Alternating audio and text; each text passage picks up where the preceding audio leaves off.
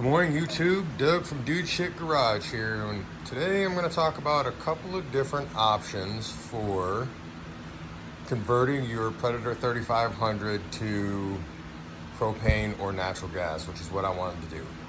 So I believe that there is going to be an abundance of Predator 3500s coming to the marketplace soon because of the addition of the Predator 5000. Predator 5000 took pretty much all the mods that people were doing to the 3500s and made them into one. So I'm happy to see that. However, I don't want to pay $1,000. So I picked up my Predator 3500 off the marketplace for 500 bucks. Been doing some mods to it, whatever, just for something to do, right? But I wanted to convert it to run on propane in the event that I run out of gas or don't feel like carrying gas when I'm boondocking. My camping rig is set up for dual propane tanks, so I can run my generator off of one for a couple hours a day if I need to cool it down or whatever the case may be, you know, and I've still got gas to run it on, etc., etc. So anyway, long story short, that's why this video came to fruition. So what you're looking at on the left here, this is the Nash fuel system, and it goes for like $199. And then this over here is the Grenergy, I think it's called, and it's like $299. And so at first I bought the Nash fuel and I was like, sweet, 200 bucks, like that's super affordable. The kit is highly customizable because I had made a bunch of mods to mine. I wanted it to be customizable. But there's a couple of things I didn't like about it. And when I found the Grenergy, there was a couple things that I liked better about the system and the setup. So I'm going to talk about those. I'm not saying that this kit isn't good, but I'm going to tell you what I didn't like about it. First of all, this is the Venturi. This is the heart of the system. This adapter plate goes in between the carburetor and the motor, or your carburetor and air box rather, and that's how the propane or natural gas gets introduced into your system. So this is what it looks like on the Nash fuel, and it's plastic. I believe it's 3D printed plastic, but it seems durable, so I'm nothing against it, whatever. Like, I was completely happy with it. But this is a Venturi from Grenergy, and yes, it's the same. It goes in the same spot, whatever, in between the airbox and the carburetor. So Grenergy's stuff comes already pre-assembled, which could be good, whatever. It might be good for your setup. I haven't determined if I'm going to keep it like this or not. This is the mounting bracket inside the system, where this is the mounting bracket for the Nash fuel. As you can see, the Nash fuel comes in, it's not already assembled, which makes it more customizable, which I'm cool with.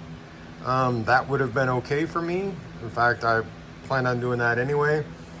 But another benefit for the Grenergy was it came with this new oil-filled door. Well, if you remember, when I bought my generator, somebody had stolen the door, or the door wasn't there, whatever. So I was gonna have to buy one anyway. Well, this kit came with it, and you could see why if you watch their install video. I'll put a link to it in the description, but that was like a bonus for me that was gonna save me 25 bucks or so, whatever. I think the doors are about 25 bucks. And this is a metal one as opposed to the plastic replacements that you can buy. And most of those are 3D printed too. So I was cool with that. By the way, if you didn't remember, this kit costs $100 more. And is it worth the expense? I don't know. Right now we're already down to $75 more if you reduce the cost of that. I am just cautious about this, okay? Besides that, because I installed it and it was fine, but here's the installation problem.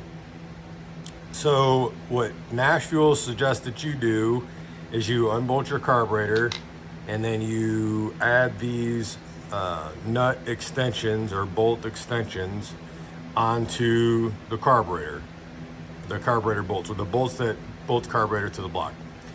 You know, okay, cool, I'm cool with that. However, in order to do that, you have to, all right, sorry about that, had to find this piece. So in order to make the Nash fuel kit work how they recommend installing it, is you have to basically drill out these bushings from your airbox. So I didn't want to do that. I was annoyed by that. So what I did was I just undid the mounting screws, or threaded rods, or whatever you want to call them. These things that are factory to the carburetor. As you can see, these right here. All right, I threaded them out about a quarter of an inch in order to put that bracket on there. All right, because that's how it's supposed to go, and that's where it mounts. And then I screwed it all up, and it was tight, and I was happy with that.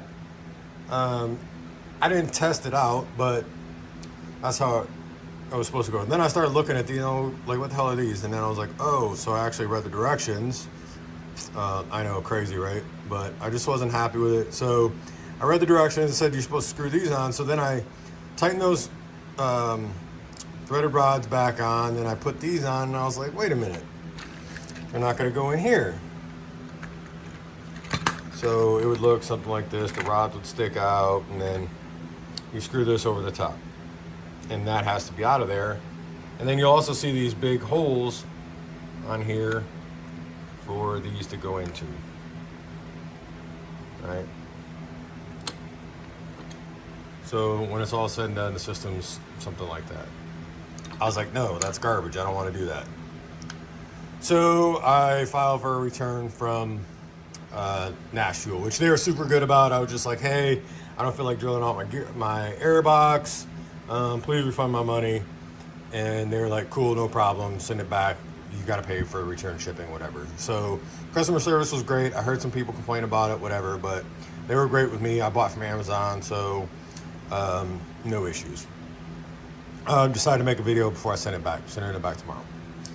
So then I was like, okay, so I had researched the Grenergy before and decided that I didn't want to spend the extra $100. But then I started looking at what actually you get. So the quality of this was worth it to me, and it came with these extended studs so that I didn't need to drill my airbox or have them loose. I can screw these all the way in, and the system will mount over the top. So I was happy with that, and then the quality of this is super exciting to me. And then it came with the door, so all of this stuff to me makes it worth the extra $100. To you, maybe not. Maybe the Nash works for you. Maybe you're looking for the budget lowest way that you can do it. Whatever. I'm not saying either one is better than the other. Haven't used either one, but I'm happy. The Grenergy also comes with a updated, better spark plug and NGK versus the piece of crap Chinese spark plug that comes with the Predator, though a lot of people got lots of hours on them and have no issues. I am happy with the Grenergy and its quick connects that it comes with.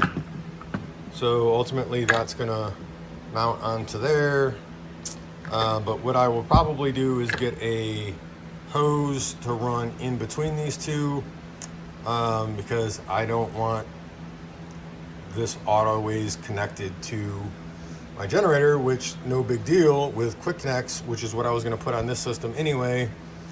This already came with it, so these quick connects are not cheap either. So again, I think the $100 is worth it, man, but it just depends on what kind of setup you're looking for. If you want just a basic setup, I believe this will get you through it. Again, I didn't feel like drilling the airbox. Not that I couldn't. I'm plenty capable of it. I have plenty of the tools to do it. I just didn't want to. And the $100 extra was worth it for me. Both of these kits. So this one I got direct from Grenergy. It took like 4 days. I was super excited. I am on the far west coast in Washington. I believe Grenergy is based in Michigan. It took 4 days. That's like, you can't beat that. I think I ordered on a Sunday, shipped out on Monday, and I had it on Thursday. And then this came from Amazon. I think the same thing, about 4 days. So if you're in a pinch, in a hurry, trying to get it, whatever. One thing I could say, great customer service from Nash Fuel. I had no issues. I have heard that people have difficulty reaching out to Grenergy. Haven't tried. I don't know that I'll need to. They have everything that I need. People complained about the complexity of basically installing either one of these kits. To me, it seems super simple. I don't feel like I needed the instructions. I did watch, however, a couple of YouTube videos for each. I don't know, it seems straightforward to me, but this is how this one comes. And the hardest thing, it looks like to me, is this door. I don't know. You know, you bolt that in between the carburetor. You know, you take out, you know, your air box and everything, pull out the old studs, put in these new ones. This comes with an extra gasket that goes in between the venturi and the carburetor. The Nash fuel doesn't come with that. I'm guessing because it's plastic and it's going plastic to plastic, so it doesn't need on the gasket. This is going from plastic to metal, so they put a gasket in it. I don't know. I guess I'll make another video after I get the kit installed and see how it is. Maybe this sucks. I don't know, but it seems like it's going to work for me and what I want it to do. One other thing I'll say, I'm going to put this into the directly into the low port on my camper, so I won't need this pressure regulator. I'll put another quick connect on there. But if you were going to run it straight off a propane bottle, that's what that's for. And this actually comes with also the regulator on the Nash side too. It's just not already installed.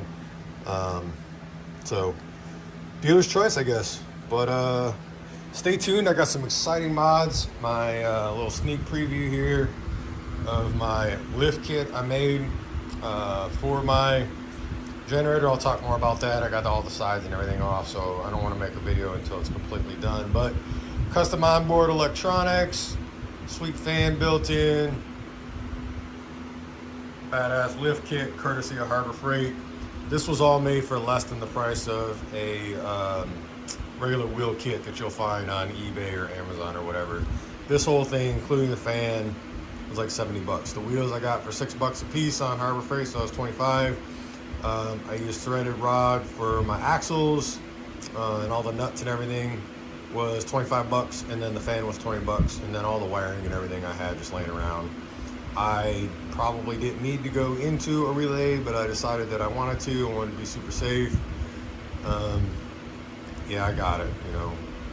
I used bus bars, but whatever, it's 12 volts. And then that comes up to, I got a USB plug there with voltmeter on-off switch for the entire regulator, the entire system, and a regular 12 volt plug to run like a little mini air compressor or whatever. And then all that plugs into the 12 volt. There's a 12 volt on the Predator 3500. I don't have to go into that if you're familiar with the 3500. You already know. And you probably are if you're already watching this video. So that's it. I'll make a video for the rest of this when it all gets back together. Take care for now. Deuces.